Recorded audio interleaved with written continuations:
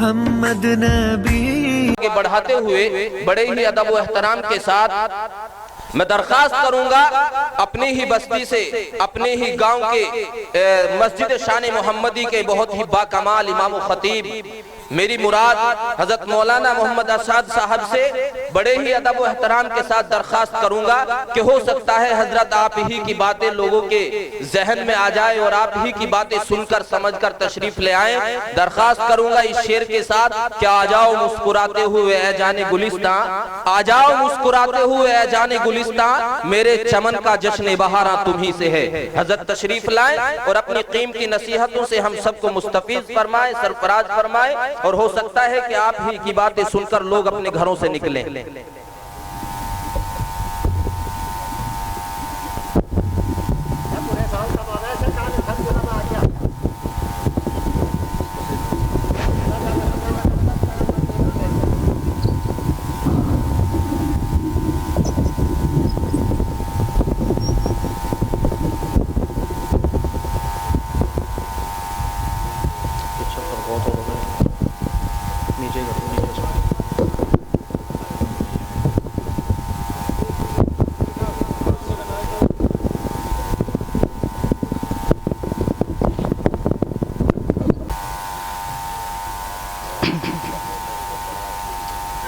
الحمد لله رب العالمين والصلاة والسلام على سيد الأنبياء والمرسلين وعلى آله وأصحابه أجمعين. أما بعد، قال الله عز وجل في القرآن الكريم والفرقان الحميد: أعوذ بالله من الشيطان الرجيم، بسم الله الرحمن الرحيم، والذين جاهدوا فينا لنهدينهم سبلنا. وقال تعالى: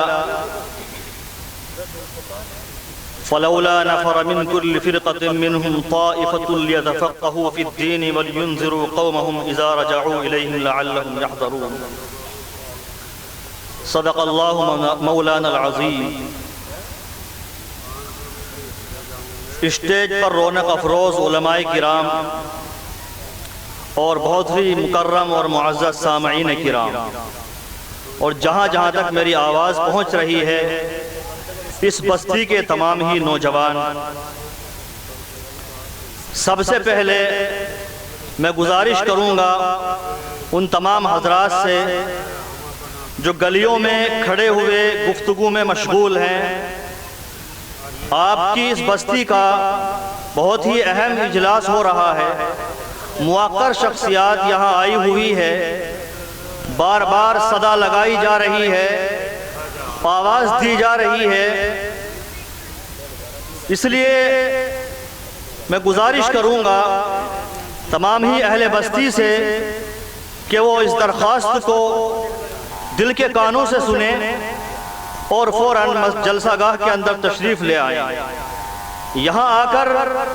جب ہم علماء کرام کا بیان سنیں گے اور ان کی قیمتی علمی باتوں سے محظوظ ہوں گے تو ہماری ایمانی کیفیات میں اضافہ ہوگا۔ ظاہر ہے یہ جلسے جلوس صرف اس لیے تو منعقد نہیں کیے جاتے کہ یہ کوئی ایک رسم ہو، یہ کوئی ایک طور طریقہ ہو، یا صرف رسمی طور سے دو چار نظمیں کہہ لی جائیں، رسمی طور سے دو چار تقریریں کر لی جائیں، بلکہ یہ تو پیغام حق سنانے کے لیے ہے۔ یہ تو ایک سنجیدہ محفل ہے، یہاں سنجیدہ باتیں ہوتی ہیں، پرمغز بیانات ہوتے ہیں، اللہ اور اس کے رسول کی یہاں صدا لگائی جاتی ہے، اور ایسی مبارک محفلیں سال میں ایک دو مرتبہ ہم کو نصیب ہوتی ہے۔ خود ہم اپنی زندگیوں کے اندر غور کریں اور اپنے حالات کا جائزہ لیں تو خود ہمیں اپنی زندگی کے اندر وہ تمام جرائم نظر آئیں گے جو ہم رات دن کرتے رہتے ہیں۔ آج اللہ نے ہمیں موقع دیا ہے کہ ہم اپنے دل کے میلوں کو صاف کریں، اپنے دل کی گندگی کو صاف کریں، اور یہ اسی وقت ہو سکتا ہے جب کہ ہم قرآنی پیغام کو سننے کے لیے، اللہ کے نبی کی احادیث کو سننے کے لیے ہم کم از کم علماء کرام کے روبرو ہو جائیں اور یہاں آ جائیں اور وہ تمام فضائل و برکات ہمیں حاصل ہو جو اللہ کے نبی صلی اللہ علیہ وسلم کی زبانی ارشادات ہوئے ہیں۔ آپ صلی اللہ علیہ وسلم کا ارشاد گرامی ہے کہ جو کسی عالم کی زیارت کے لیے جاتا ہے وہ میری زیارت کے لیے جاتا ہے، اور جو کوئی کسی عالم سے مصافحہ کرتا ہے تو وہ در حقیقت مجھ ہی سے مصافحہ کرتا ہے۔ اتنے بڑے فضائل، اتنی زیادہ عظمت اور اہتمام، لیکن ہماری بے احترامی کا اندازہ ہمارے طرز عمل سے لگایا جا سکتا ہے۔ اس لیے اب بار بار نہ کہلوا کر ہمیں چاہیے کہ ہم خود ہی دوڑے دوڑے یہاں آئیں۔ قرآن کریم میں نیکی کی طرف سبقت کرنے والوں کے بارے میں کہا گیا ہے کہ یہ اچھے لوگ ہیں کہ جو بغور بات سنتے ہیں، الذین یستمعون القول فیتبعون احسنہ، کہ یہ وہ نیک لوگ ہیں، یہ وہ اچھے لوگ ہیں کہ جو دین الہی کی باتوں کو بغور سماعت کرتے ہیں۔ اللہ تعالیٰ نے ان کو عقل مند کہا ہے، ان کے بارے میں اللہ تعالیٰ نے عقل مند ہونے کا ثبوت دیا ہے، اور اللہ تبارک و تعالیٰ نے صاف فرما دیا کہ یہی ہے اولو الالباب، یہی ہے عقل والے۔ میرے بزرگوں اور دوستوں، ہماری زندگی سے یہ کاہلی دور ہونی چاہیے، یہ سستی دور ہونی چاہیے، اور ہمارے دلوں کے اندر جو زنگ لگ چکا ہے اس زنگ کو ختم ہونا چاہیے۔ ظاہر ہے یہ گھر بیٹھے بیٹھے نہیں ہو سکتا، یہ گلیوں میں پھرتے ہوئے نہیں ہو سکتا، یہ اس طرح آوارہ مزاجی کے ساتھ پھرتے ہوئے ہماری کیفیات نہیں بدل سکتی، بلکہ قرآن کریم کا جو ازلی قانون ہے، قرآن کریم کا جو دستور ہے، اس پر چل کر ہی ہماری زندگی کے اندر کچھ تبدیلی آ سکتی ہے، اور وہ بھی تب جب کہ ہم خود تبدیلی کے خواہاں ہوں، جب کہ خود تبدیلی کے خواہاں ہوں۔ اللہ نے قرآن کریم میں بے فکروں کے بارے میں فرما دیا کہ بے فکروں کو تو ہم ہدایت سے نوازا کرتے ہی نہیں ہیں۔ اللہ نے قرآن کریم میں صاف ارشاد فرمایا، ان اللہ لا یغیر ما بقوم حتی یغیروا ما بانفسہم، کہ اللہ تعالیٰ اس قوم کی حالت کا بھی نہیں بدلتے جو خود اپنی حالت کو بدلنا نہ چاہے، جو اپنی فکر خود نہ کرے۔ اللہ تبارک و تعالیٰ کو بھی اس کی کوئی پرواہ نہیں ہے، اللہ تعالیٰ بے نیاز ہے، اللہ تعالیٰ کی شان شان بے نیازی ہے، اس لیے ہم بے نیاز بن کر کچھ بھی نہیں حاصل کر سکتے۔ قرآن کریم میں فرمایا گیا، یا ایھا الناس انتم الفقراء الی اللہ واللہ هو الغنی الحمید، کہ اے لوگوں تم محتاج ہو، ضرورت مند ہو، اللہ تعالیٰ بے نیاز ہے، تو یہ شان بے نیازی تو اللہ کی شان ہے، ہماری شان تو شان احتیاج ہے، محتاجی فقیری یہ ہماری ضرورت ہے، اس لیے ہم ضرورت سمجھ کر اور صرف اس لیے کہ اللہ تعالیٰ ہماری حالتوں کو بدل دے اور اللہ تعالیٰ ہماری حالتوں میں انقلاب پیدا کر دے، اور ہماری جو موجودہ پست روی ہے، سست روی ہے، ہماری جو غلط روی ہے، اللہ تعالیٰ ہمیں اس سے چھٹکارا نصیب فرما دے۔ صرف اس نیت سے ہم جلسگاہ میں آئے۔ یاد رکھیے، علماء کی محفل میں بیٹھنے والا،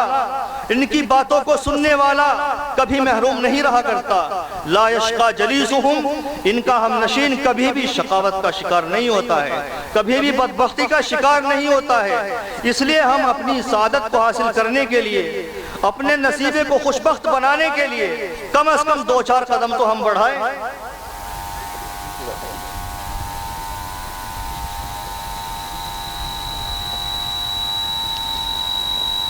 میرے بزرگوں اور دوستوں، اللہ تبارک و تعالیٰ نے قرآن کریم میں جہد کا اور عمل کا قانون بتایا ہے۔ اللہ تعالیٰ نے صاف اعلان کر دیا کہ جو محنت کرے گا، جو مجاہدہ کرے گا، ہم اس کو نوازیں گے۔ والذین جاہدوا فینا لنہدینہم سبلنا، کہ جو ہماری راہ میں کوشش کرے گا، محنت اٹھائے گا، تو ہم اس کو نوازیں گے، اس کے لیے ہدایت کی دروازے ہم کھول دیں گے۔ تو ہمارے قدم یہ ہماری محنت ہے، ہمارا یہاں آنا یہ ہماری محنت ہے، اور یہاں آ کر بیٹھنا، اپنے نفس پر جبر کرنا، اور علماء کرام کے احترام میں بالکل گوش دل کے ساتھ سننا، یہ سب ہماری ذمہ داریوں میں سے ہے۔ اس لیے اہل بستی اپنی ذمہ داری نبھائے، اور پھر علماء کرام آپ کی رہنمائی فرمائیں گے۔ اس رہنمائی کے نتیجے میں جو انقلاب آئے گا انشاءاللہ وہ ہماری زندگی کو بدل دے گا۔ میرے بزرگوں اور دوستوں، زندگیاں یوں ہی نہیں بدلا کرتی،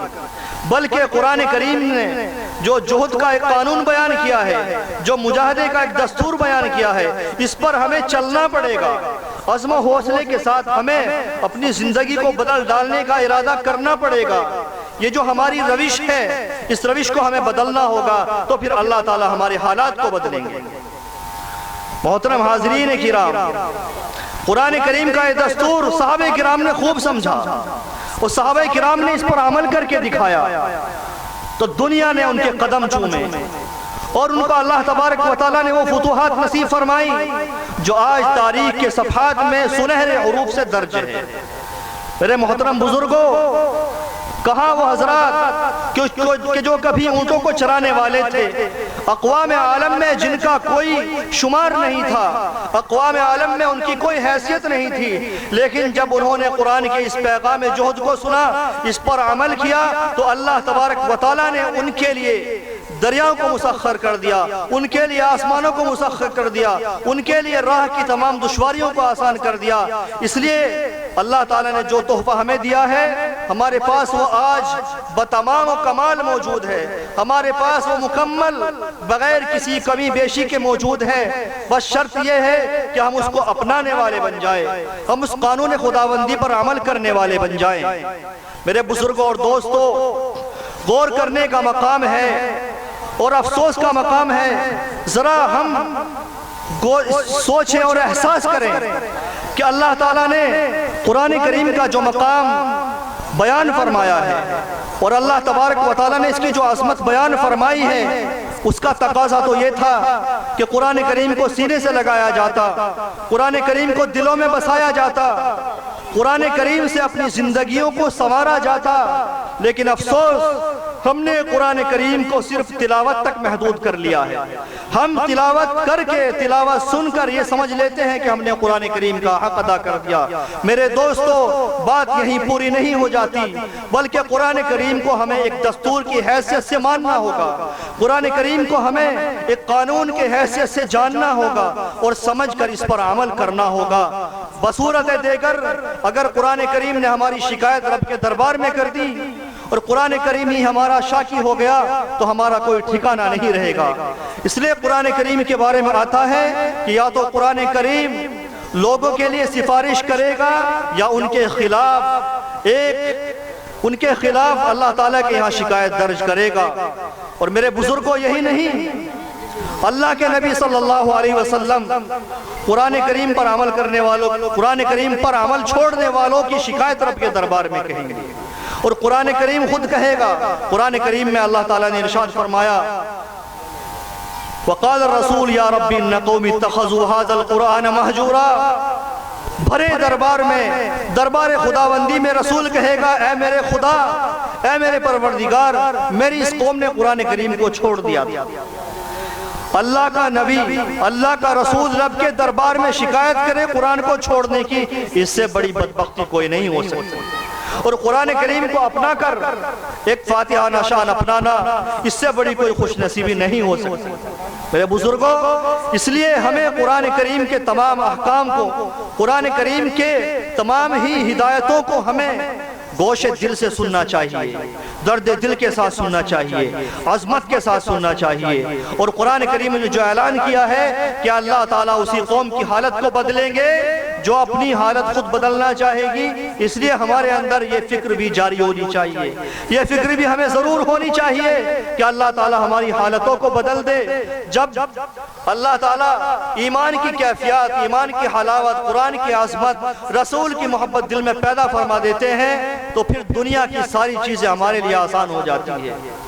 ہمارا مقصد اصلی تو یہ ہے کہ ہم اللہ کے لیے جان دینے والے بن جائیں۔ جب ہم اللہ کے لیے اپنا وقت نہیں دے سکتے تو ہم جان تک کہاں پہنچیں گے؟ منزل مقصود یہی ہے کہ جان دی ہوئی اسی کی تھی، حق تو یہ ہے کہ حق ادا نہ ہوا۔ اللہ نے قرآن کریم میں صاف اعلان فرما دیا ان اللہ اشترى من المؤمنین انفسهم واموالهم بان لهم الجنہ یقاتلون فی سبیل اللہ فیقتلون ویقتلون کہ اللہ تعالیٰ نے اہل ایمان کی جان کو اور ان کے مال کو جنت کے بدلے میں خرید لیا ہے۔ وہ اللہ کے راستے میں جہاد کرتے ہیں، اللہ کے راستے میں قتال کرتے ہیں، وہ قتل بھی کرتے ہیں اور جان بھی دیتے ہیں۔ ہماری منزل، ہمارا راستہ تو یہ ہے کہ ہم اللہ کے لیے جان دینے والے بن جائیں۔ جب ہمارا مقصد یہ ہوگا کہ اللہ کے راہ میں ہمیں جان دینی ہے، اپنی جان کا پروانہ پیش کرنا ہے، تو پھر یہ وقت کا خرچ کرنا، یہ مال کا خرچ کرنا ہمارے لیے اور بھی آسان ہو جائے گا۔ مال کو لٹانا اللہ کی راہ میں آسان تر ہو جائے گا۔ ذرا ذرا سے بہانے چاہیے، پھر مال خرچ کرنے کے لیے ہم دوڑے چلے آئیں گے۔ اس لیے قرآن کریم نے جو ایک مومنوں کی شان بیان کی ہے فَيَقْتُلُونَ وَيُقْتَلُونَ کہ وہ جان اللہ کے لیے دیتے ہیں اور جان اللہ کے لیے لیتے ہیں، یہ ہماری کیفیت ہونی چاہیے۔ آپ تمام حضرات نے مشاطہ فرعون کا وہ واقعہ تو سن رکھا ہوگا کہ فرعون کی ایک خادمہ، ایک باندی جو فرعون کی بیٹی کی کنگھی کرنے والی تھی، اس کی خادمہ تھی، ایک مرتبہ کنگھی کرتے ہوئے اس کی کنگھی ہاتھ سے چھوٹ کر گر جاتی ہے۔ وہ بسم اللہ کہہ کر اس کو اٹھاتی ہے تو فرعون کی بیٹی کہتی ہے کہ یہ تو کس کا نام لے رہی ہے، یہ تو کس کا نام لے رہی ہے، کیا اللہ سے، اس سے مراد میرا ابا فرعون ہے یا کوئی اور ہے؟ تو اس نے کہا میں تو اس خالق کا نام لے رہی ہوں، اس مالک کا نام لے رہی ہوں جس نے ہم سب کو پیدا کیا ہے۔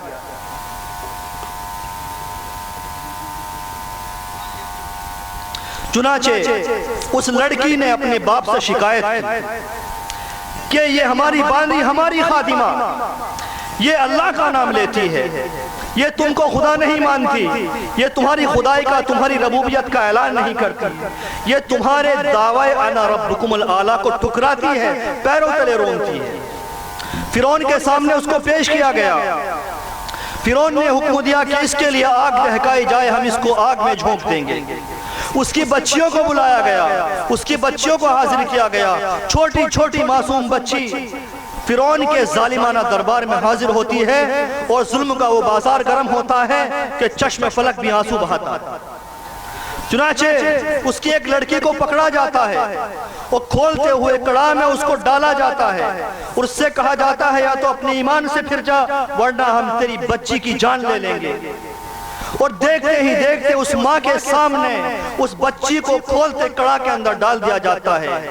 بچی مچھلی کی طرح تڑپتی ہے اور اس کی ہڈیاں اور گوشت الگ ہو جاتے ہیں۔ وہ بیٹی اوپر تیرتی ہے، یہ منظر دیکھ کر ماں کی آنکھوں میں آنسو آ جاتے ہیں، لیکن وہ ٹس سے مس نہیں ہوتی۔ وہ اپنے خدا کی خدائی کا اقرار کرتی ہے، فرعون کی خدائی پر لات مارتی ہے۔ اس کے دوسری بچی کو بھی کھولتے ہوئے کڑاہ کے اندر ڈال دیا جاتا ہے تو اس کی آنکھوں سے اشک رواں ہو جاتے ہیں، اس کی آنکھوں سے آنسو بہہ جاتے ہیں۔ فرعون سوچتا ہے کہ شاید یہ ڈر گئی ہے اور شاید یہ اپنے ہولناک انجام سے ڈر کر ایمان سے پھر جائیں گی، لیکن ایسا کہاں ہونے والا تھا۔ ایمان کی حلاوت اور چاشنی اس کے دل میں گھر کر چکی تھی۔ اس نے ڈنٹے کی چوٹ پر اعلان کیا اور کہا کہ میں اس لیے نہیں رو رہی ہوں کہ میری بچیوں کو کھولتے کڑاہ میں ڈال دیا گیا ہے، میری بچیوں کو مار دیا گیا ہے، بلکہ میں تو یہ سوچ رہی ہوں کہ کاش میری ہزاروں جانیں ہوتی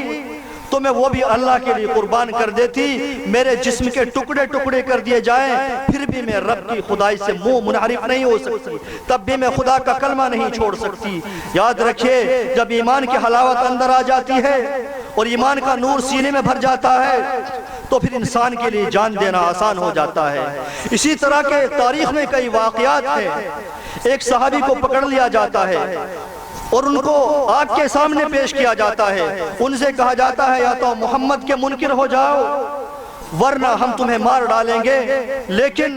وہ کہتے ہیں کہ چاہے مجھے مار دیا جائے، چاہے مجھے ٹکڑے ٹکڑے کر دیا جائے، لیکن میں محمد کے کلمے سے پھر نہیں سکتا۔ آپ کو واقعہ بھی معلوم ہے کہ حضرت خبیب کو جب ابو سفیان وغیرہ نے سولی کے لیے ان کو بھرے دربار میں لے جایا گیا اور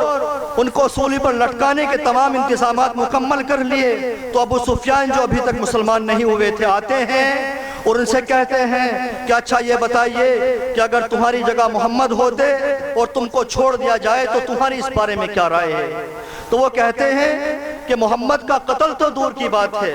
ان کی شہادت تو دور کی بات ہے، میں تو حضور کے پیروں میں ایک کانٹا چبھنا بھی برداشت نہیں کر سکتا، میں تو یہ بھی نہیں چاہ سکتا کہ حضور مجھ سے دور رہیں اور حضور کے پیروں میں کوئی کانٹا بھی چبھے۔ میرے بزرگوں اور دوستوں، کہاں تو صحابہ کرام کا یہ حال کہ وہ حضور پاک صلی اللہ علیہ وسلم کے لیے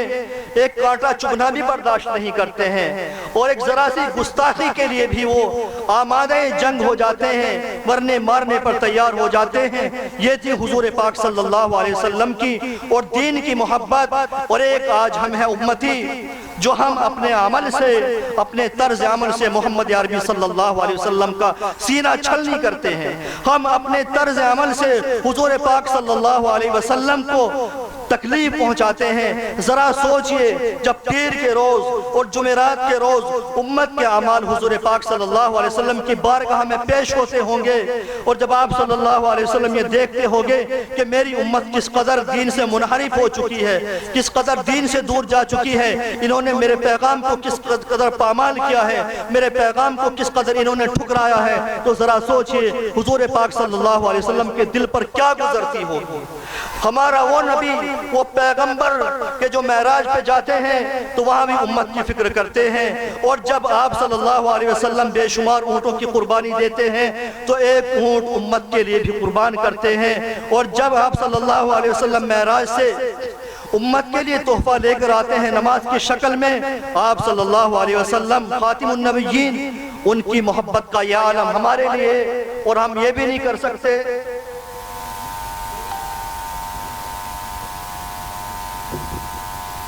کم از کم ہمیں اتنا تو کرنا چاہیے